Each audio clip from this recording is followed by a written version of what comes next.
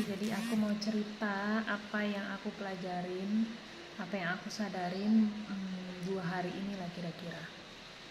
Jadi aku lupa kemarin atau kemarinnya lagi aku ngepost di Instagram di story sebuah lagu yang aku ciptakan sendiri waktu aku SMA yang bicara tentang bagaimana kita melakukan kehendak Tuhan. Jadi di lagu itu bicara pagimu buka dengan merenungkan firman Tuhan gitu kan, supaya kita tahu apa yang menjadi kehendak Tuhan, apa yang Tuhan pengen kita lakuin hari itu gitu. Dan di bagian drive-nya itu bicara tentang hukum yang pertama dan yang kedua, hukum yang terutama lah, ya kan, kasihlah Tuhan Allahmu dan kasihlah sesamamu manusia. Jadi pagi itu aku saat teduh, Tuhan menggerakkan aku untuk membaca, merenungkan kitab Yohanes, surat Yohanes. Jadi kenapa aku tergerak untuk baca itu? Nggak tahu juga. Tuhan tuh memang caranya memang unik ya. Jadi sebenarnya aku nggak berpikir ke sana, aku berpikirnya lain, tapi Tuhan arahkan gitulah. Nah ini memang pengalaman yang mungkin bagi orang subjektif, tapi begitulah cara Tuhan bekerja, begitulah cara Tuhan bicara sama aku. Jadi waktu itu aku berdoa, jadi aku tuh merasa berdosa sebenarnya ceritanya pagi itu. Aku merasa aku harus mengakui dosa. Lalu kemudian aku mengutip dari perkataan di 1 Yohanes 1 ya. 1 Yohanes 1 ayat 9 kalau nggak salah, yang bicara bahwa Tuhan itu setia dan adil, maka Dia akan mengampuni, menyucikan kita daripada segala kejahatan ketika kita mengaku, minta ampun lah, kira-kira begitulah ya. Saya nggak hafal persisnya bagaimana kata-katanya, pokoknya itulah yang aku katakan di dalam doa. Lalu ketika aku selesai berdoa, aku tergerak untuk buka bagian itu gitu kan, karena itu waktu aku berdoa tuh tiba-tiba aja aku mengucapkan kata-kata firman itu, dan aku merasa perlu untuk membuka dan membaca secara persis apa yang dikatakan di situ, di kalimatnya kata per kata lah istilahnya gitu, karena aku nggak hafal plek-plek gitu kan. Jadi aku buka lah. Lalu kemudian setelah aku buka, kok aku pengen baca dari awal. Jadi aku baca lagi dari, itu kan ada perikopnya kan. Aku bacalah dari awal perikopnya. Terus kemudian aku keterusan baca sampai selesai satu surat itu. Surat 1 Yohanes 1 itu kan. Aku baca sampai selesai. Dan di dalam situ banyak sekali bicara tentang kasih. Berulang-ulang. Kasihlah sesamamu manusia. Kalau kamu gak mengasihi, kamu mengatakan kamu mengasihi Tuhan, tapi kamu membenci saudaramu, maka itu artinya kamu berdusta. Tidak ada kamu tidak mengasihi Tuhan, kamu berbohong lah istilahnya kayak gitu. Tidak ada kasih di dalammu. Intinya kalau kamu gak mengasihi, kamu bukan Kristen gitu loh. Kalau kamu gak mengasihi, berarti kamu memang gak mengikuti perintah Tuhan, kamu gak mengasihi Tuhan istilahnya gitu kan. Nah jadi aku mulai memikirkan kembali bahwa memang dari dulu, dari aku masih remaja, aku masuk sekolah teologi pun, pelajaran yang selalu berulang-ulang Tuhan kasih itu adalah tentang kasih. Kalau kalian ada yang ngikutin aku di Facebook, berteman dengan aku di Facebook, ada beberapa kali dalam beberapa tahun itu aku bilang kenapa sih Tuhan selalu mengajar aku, memaksa aku, tanda kutip ya, memaksa aku untuk belajar mengasihi orang yang aku tuh gak suka, yang selalu menyakiti aku gitu. Aku merasa bahwa aku di tanda kutip lagi dipaksa oleh Tuhan untuk belajar mengasihi orang yang menyakiti aku. Dan aku selalu bilang sama Tuhan, ini susah Tuhan, ini susah, aku gak sanggup untuk bagaimana mengasihi orang yang jelas-jelas udah nyakitin aku, yang jelas-jelas udah bikin aku menderita. Bagaimana aku bisa mengasihi mereka Tuhan gitu. Tapi itu yang selalu Tuhan ajarkan lewat Tuhan selalu kirim orang-orang yang sulit untuk dikasihi. Bahkan sampai di dalam pelayanan pun aku masih bergumul dengan itu. Aku masih sering bilang sama Tuhan, Tuhan, oh kenapa nggak berhenti pelajaran ini Tuhan, kenapa berat banget untuk mengasihi itu, kenapa berat banget Tuhan selalu kasih orang-orang yang aku nggak mau kasihi lagi karena udah benar-benar nyakitin aku, tapi Tuhan selalu mendorong aku untuk come on, love her, love him, ayo kasihi lagi kayak gitu. Jadi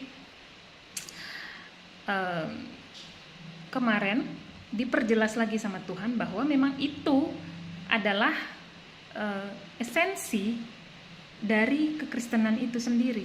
Itu adalah esensi dari mengikut Tuhan, itu adalah bicara soal kasih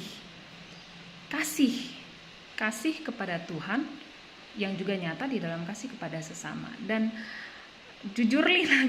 sejujurnya itu memang pelajaran yang paling susah, itu hal yang paling susah untuk dilakukan karena yaitu tadi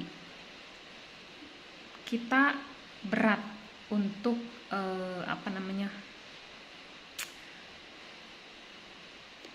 gimana ya, mengampuni aja udah berat gitu kan, mengampuni orang yang menyakiti kita, apalagi mengasihi lagi kan. Di lagu yang aku bikin itu aku bilang gak cuman mengasihi kan, kalau di firman Tuhan itu kan katakan mengasihi kasihilah sesamamu manusia seperti dirimu sendiri. Nggak ada di bagian ayat itu yang aku kutip di Matius itu nggak ada dibilang di situ ampunilah dan kasihilah, tetapi di lagu itu aku sambung, jadi mengampuni yang bersalah dan mengasihi mereka. Jadi sebelum mengasihi ampuni dulu, di lagu itu aku bilang. Dan kemudian terkonfirmasi lagi, Tuhan kasih lagi aku siangnya, jadi pagi itu aku ngerenungin kayak gitu, siangnya aku dapat video tentang kasih juga. Nggak tahu aku post apa nggak kemarin di Instagram, tentang kasih, di mana di situ pengajaran dari Michaela Koper yang aku sering juga post. Dia bilang juga di situ bahwa itu satu paket, mengampuni dan mengasihi. Jadi kalau kamu mengasihi orang yang baik kepadamu, orang yang mengasihimu, saudaramu atau orang yang baik padamu lah, siapapun yang baik kepadamu, apakah upahmu atau apakah kelebihannya gitu loh. Semua yang jahat pun juga melakukan itu. Kalau orang baik sama dia, kita juga bisa mudah untuk mengasihi dia. Tapi bagaimana dengan orang yang jahat sama kita, orang yang nyakitin kita? Gimana kita mau mengasihi dia? Mengampuninya aja susah, ya kan? Tapi itulah yang Tuhan selalu minta dari kita. Kamu harus mengampuni dan mengasihi. Karena mengampuni, ya kasih itu yang poin besarnya sebenarnya. Mengampuni itu bagian dari mengasihi. Gimana kamu mengaku kamu mengasihi kalau kamu nggak mau mengampuni, ya kan? Bahkan ketika kita ngaku kita mau mengampuni pun, untuk berproses di dalam pengampunan itu pun nggak gampang. Makanya kan ada murid Tuhan Yesus yang nanya, Tuhan aku harus mengampuni sampai berapa kali? Apakah 7 kali atau 1 kali, 2 kali? Tuhan bilang 7 kali 70 ya. Berkali-kali, berulang-ulang. Jadi memang pengampunan itu sendiri pun gak gampang. Pengampunan itu pun harus berkali-kali kita lakukan. Dan tiap kali kita diminta untuk mengampuni, justru disitulah sebenarnya kayak ujian atau kayak Tuhan nantangin. Oke, kamu mau taat apa enggak? Ampuni lagi. Dia nyakitin kamu lagi. Oke, kamu mau taat apa enggak? Ampuni lagi. Dia nyakitin lagi. Kamu mau taat apa enggak? Ampuni lagi. Gitu. Jadi memang mungkin mengampuni itu memang gak ada endingnya ya. Itu sebuah proses yang terus menerus. Apalagi kalau yang harus diampuni adalah orang yang dekat dengan kita, yang setiap hari kita ketemu dengan dia, dan kita harus menghadapi kejengkelan-kejengkelan yang berulang, yang sama terus menerus. Dan ya kita harus berdamai dengan itu. Kita harus bagaimana mengampuni lagi dan lagi untuk hal itu. Nah itu yang aku pelajarin. Jadi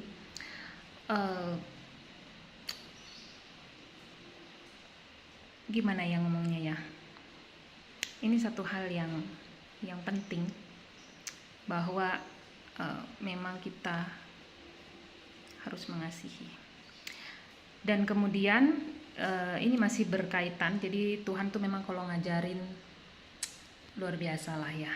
Jadi kemarin aku dibukakan dulu tentang itu, bahwa Tri, come on, kamu harus mengasihi lagi. Ini memang pelajaran yang gak ada habis-habisnya, tapi come on, kamu harus lakukan karena itu adalah perintah Tuhan yang utama, yang terpenting, yang memang kalau kamu bilang kamu mengasihi Tuhan, you have to do it. Kamu harus mengasihi, kamu harus mengampuni, mengasihi lagi dan lagi. Nah, lalu kemudian masih berkaitan dengan video yang aku nonton kemarin itu, Tuhan banyak bicara di sana. Di situ Michael Koper juga bilang bahwa kamu ketika kamu mengajak orang untuk bertobat, kamu punya kerinduan orang lain untuk datang sama Tuhan atau orang lain untuk bertobat gitu. Tapi kalau kamu melakukannya tanpa kasih, Michaela bilang kata-katamu tidak penuh kasih, kata-katamu bukan dengan kata-kata yang baik yang bisa diterima, itu nggak ada gunanya, nothing, kata dia, nothing. Jadi kemudian aku mulai merenungkan juga beberapa waktu ini ketika aku speak up, memang sepertinya aku kurang bijaksana di bagian itu. Jadi maksudnya adalah aku karena memang sudah kebiasaan mungkin ya juga dari dulu kalau aku bicara itu di sosmed, maksudnya ketika aku mengkritisi sesuatu itu aku seringkali agak-agak sarkas gitulah ya, bahasanya apa sih, agak-agak kayak gitulah, kayak bernada marah, bernada kesal, kayak gitu-gitu juga. Karena mungkin memang juga ya aku harus akui bahwa kadang-kadang aku merasa marah karena aku sering gak didengerin gitu kali ya. Ketika aku bicara tuh orang meremehkan, orang gak menerima. Jadi kayak, kenapa sih kalian gak mau terima apa yang aku bilang? Kenapa sih gitu? Jadi kayak, nih aku kasih nih bukti-bukti nih. Kenapa sih kalian gak mau percaya? Nah kayak gitu kira-kira mungkin emosi yang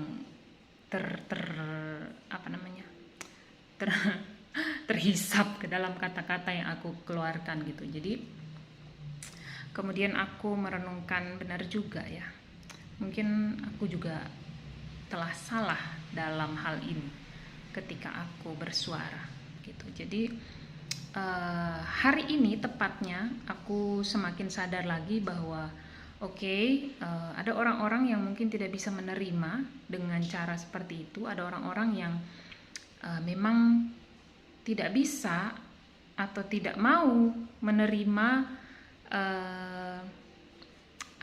kayak kata-kata yang sarkas-sarkas kayak gitu-gitulah ya.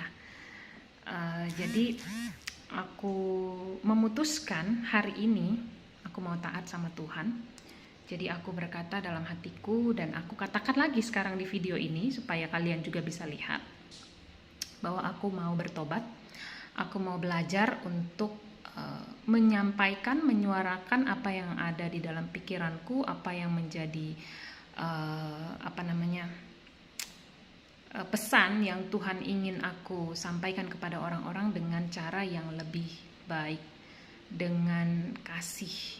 Karena tujuan aku memang bukan untuk cari ribut. Tujuan aku bersuara tuh bukan untuk nunjukin kalau aku lebih pintar dari orang lain, atau aku lebih cerdas, atau aku lebih punya pengetahuan, atau aku lebih apalah yang sering orang tuh salah kira ke aku gitu ya. Bukan itu tujuanku. Tujuanku adalah memberitahu orang-orang apa yang aku apa yang jadi ya, mungkin apa yang jadi bahasanya ya, apa yang jadi pemahamanku, yang aku tahu, yang aku pelajari ya. Tapi bukan gimana ya ngomongnya ya, aku takut disalahpahami lagi. Begini, aku menemukan ini dan aku meyakini ini, dan aku ingin orang juga bisa melihatnya gitu loh. Apalagi ketika aku kemarin bicara soal V.N ya, kalian tahu lah ya, yang aku pengen orang-orang tuh sadar dan jangan ambil gitu, jangan ambil bagian dalam hal ini, karena aku menemukan bahwa ini bukan cuman sekedar apa ya, bukan cuman sekedar aku ikut-ikutan orang atau aku apa namanya, aku percaya gitu aja ya, bukan, karena ini pergumulan panjang juga. Dan aku sebenarnya menyesal karena aku baru bisa speak up sekarang. Aku menyesal karena apa? Karena aku melihat keluargaku, orang-orang yang aku sayang, aku nggak bisa menahan mereka untuk mengambil itu. Aku nggak bisa bicara karena aku takut. Benar-benar takut untuk dianggap remeh, dianggap bersalah, dianggap parno dan lain sebagainya, karena aku takut, aku nggak berani bicara. Padahal aku tahu efek samping dan lain sebagainya. Aku sudah mendapatkan banyak informasi, tapi aku nggak berani ngomong sama keluargaku sendiri, dan itu menghancurkan hatiku. Karena akhirnya semua saudara-saudaraku, orang tuaku sudah mengambil. Dan aku benar-benar menyesal untuk itu, karena aku nggak berani bicara, melarang. Harusnya aku bisa, tapi aku nggak lakukan karena aku takut. Jadi ketika sekarang aku berani,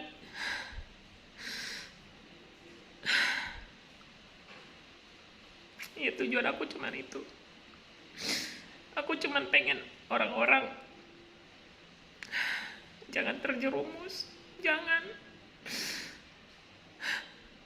Karena ini apa yang aku temukan, apa yang aku gumulkan ini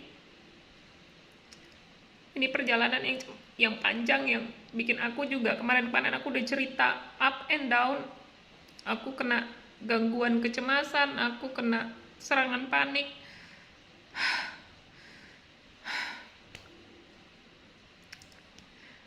Itu semua dalam proses aku mencari kebenaran. Itu terjadi dalam proses aku mencari kebenaran, dan ketika aku sudah menemukannya, aku sudah yakin dengan apa yang aku temukan, aku baru berani bicara. Tapi ya itu tadi, aku merasa aku terlambat.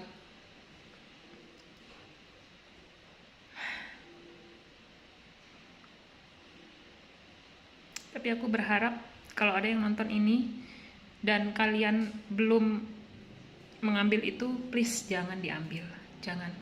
Ataupun nanti kalau ada yang selanjutnya yang diminta untuk kita ambil berkali-kali, no, jangan ambil, please jangan ambil, karena itu kesesatan. Please jangan diambil. Ingat,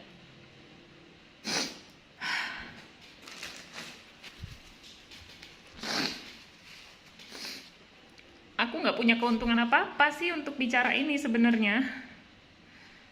Tapi ya, aku juga tadi barusan dapat lagi informasi, ada anak kecil yang orang tuanya ngajak dia untuk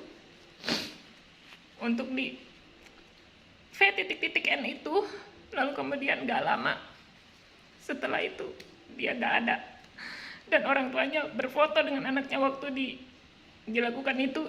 Orang tuanya senang, mamanya senang sekali, tapi anak itu wajahnya ketakutan, anak itu wajahnya, oh my god.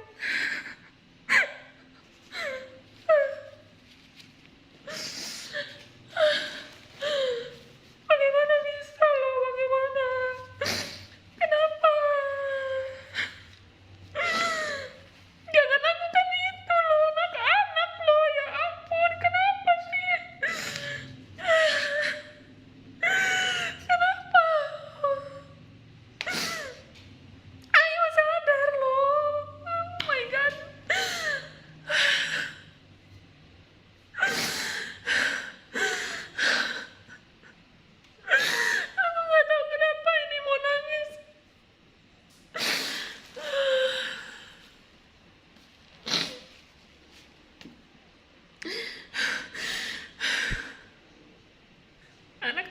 sekarang anak-anak dipaksain harus dan kalian diam aja. Oh my god, kenapa diam aja? Dan kenapa dengan rela hati memberikan anak-anak? Oh my god.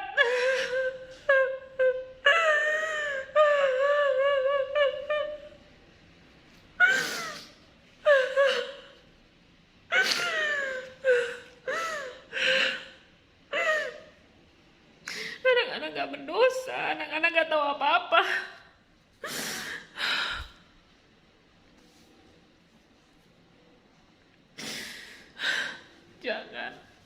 Jangan, please, jangan.